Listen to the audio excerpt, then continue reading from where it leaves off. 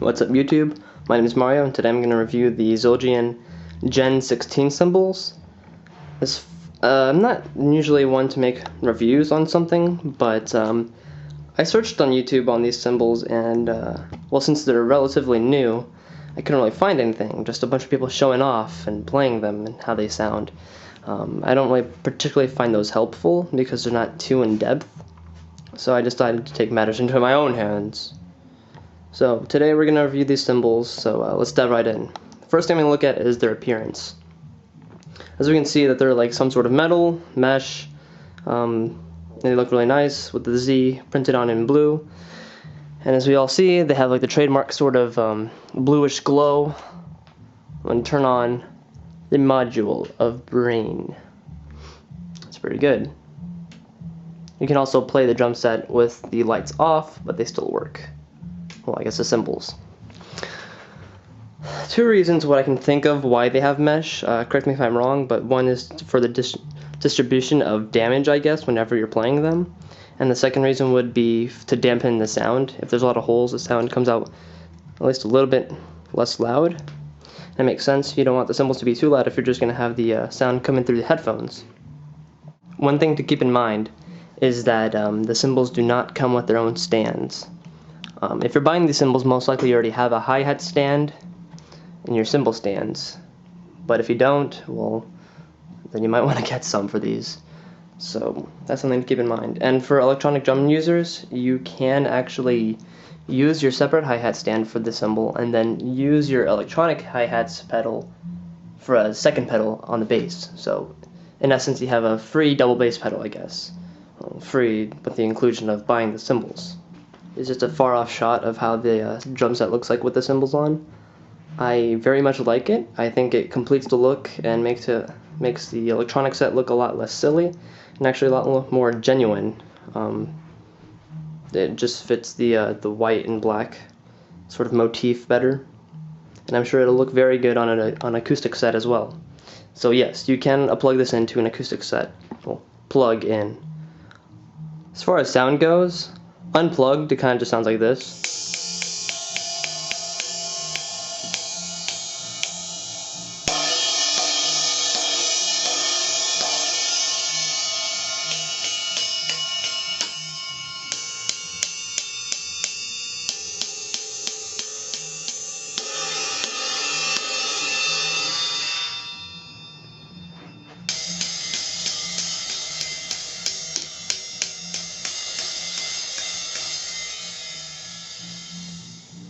I'm not sure how that sound came out on the camera, but in person it sounds pretty good. Not too loud, but again, you don't need it to be too loud because you're going to have it in your headphones.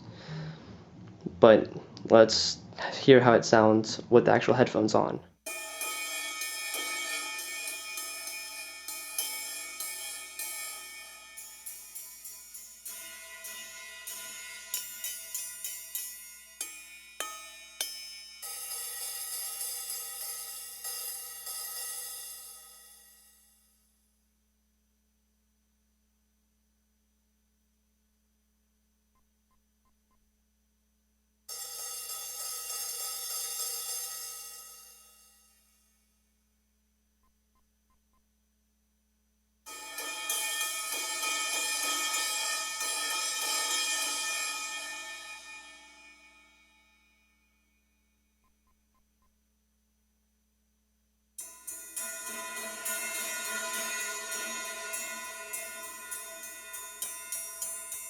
Now please bear with me. There's about 20 different sort of pitches, I guess, or effects to go through per cymbal, and since I have 3, that's about 60 different sound effects to go through. It's a little tedious and I wouldn't really want to go through all of them, but hopefully you have, I guess, a general concept of what you can do with the brain module.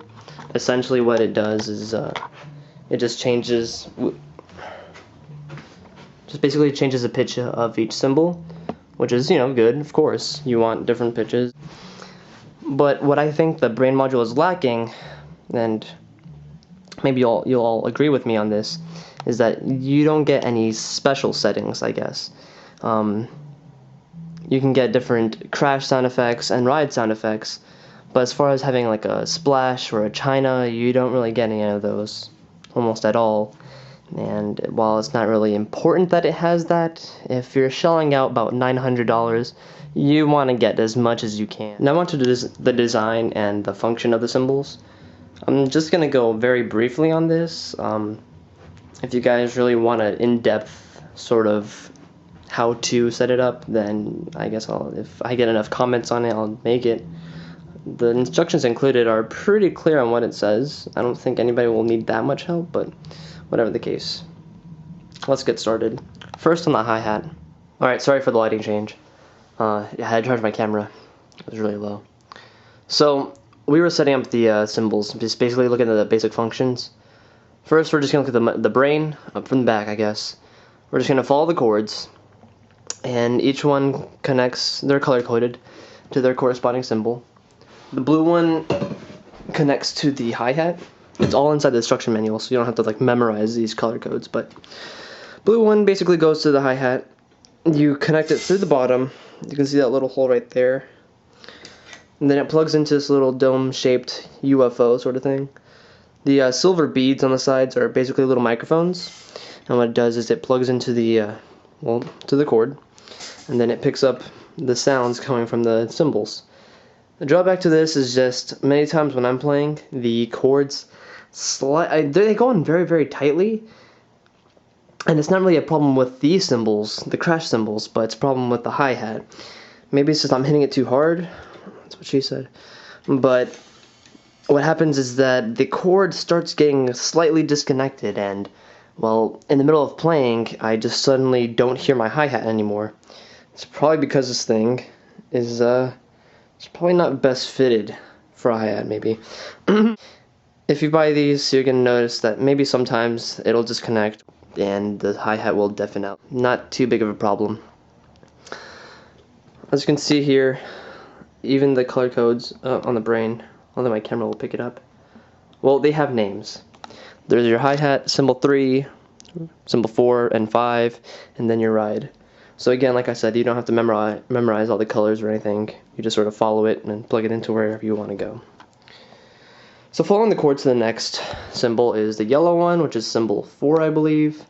The ride symbol, the red one, is not working, so I just have to use 2 crash symbols instead. Not really a big problem. So this plugs in right to this dome thing too, and that's that. Same can be said for symbol 5, which is the lightish blue color. Yeah, they ran out of colors when they were doing this. So that's how they plug in. Now, like I was saying before, since the domes have little microphones on them, what's different about these cymbals is that whatever materials you're using, I guess i.e. sticks, whatever material sticks that you're using to hit them, it will affect the outcome of the cymbals. And yeah, so that's why I'm playing with these pink drumsticks. I wanted to go for a sort of, I'm not sure what material they're made out of, but it's like some sort of really hard plastic, and I think it probably brings up the best sound of the cymbals. I tried using wooden ones, and it just, well, here, let me give you an example. If it's even still here. Here's a wooden stick.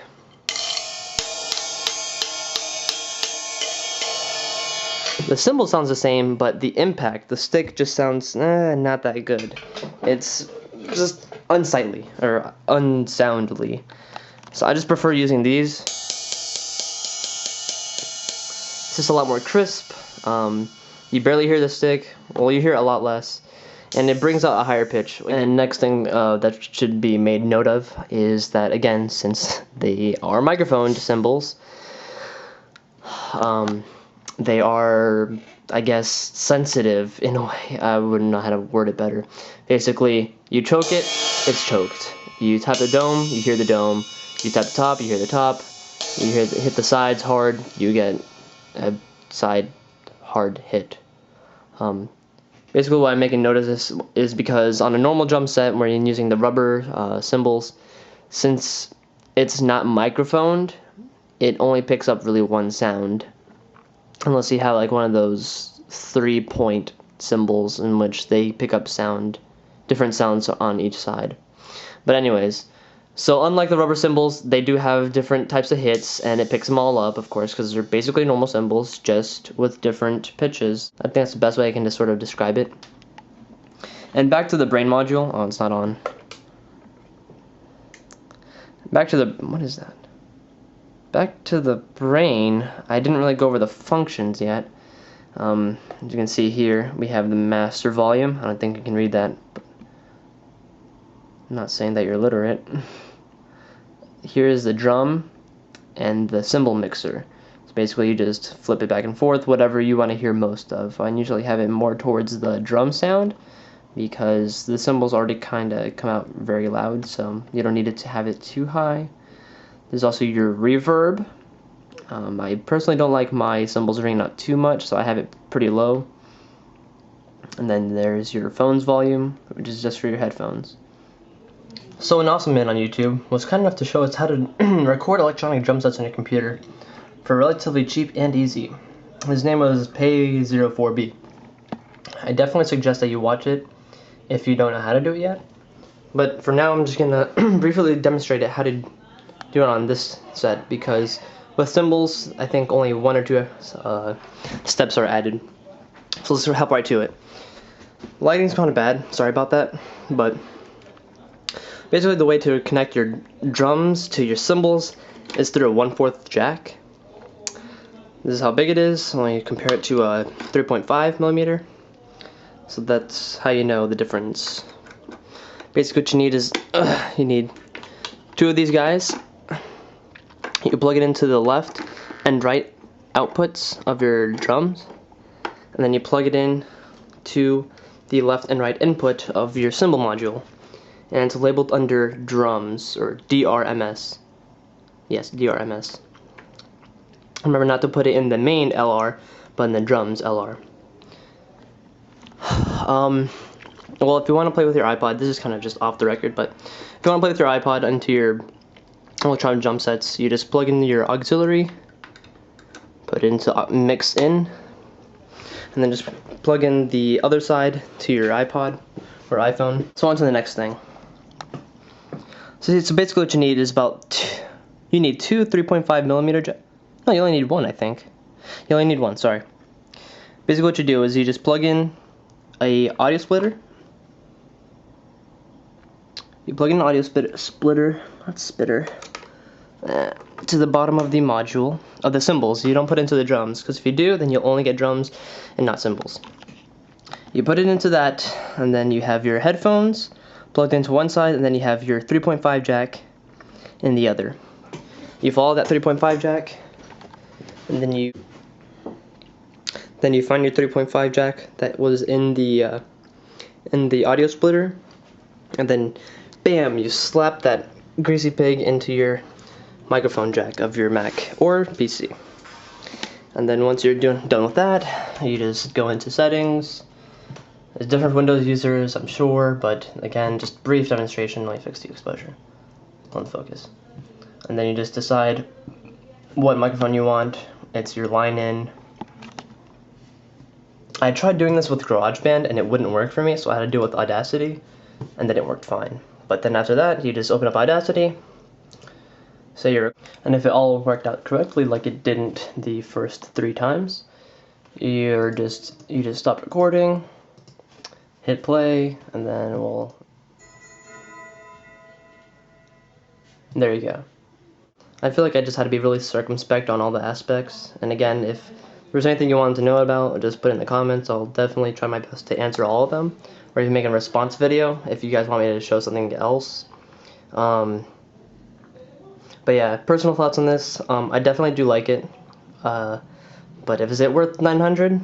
Well, considering I got it for $150 less because there was a special sort of coupon thing that day I got at Guitar Center, then definitely. I mean, I know cymbals are already expensive in itself, so to get 3, and you know, they have decent quality, and you have a plethora of different effects to choose from, and it kind of adds a double bass to your set if it's electronic, and it allows you to record your sounds onto your computer easier, then definitely, it's definitely worth $900, or in my case, $750. So yeah, it's definitely worth it, and easy to set up. Are they durable? Well, I've only used them for a few weeks now, so I'll let you know in an update. But as far as I know, yeah, they're pretty durable, with the exception of the hi-hat's dome, which is still giving me a little bit of a problem, but I'll see if I can fix that. Anyways, until next time.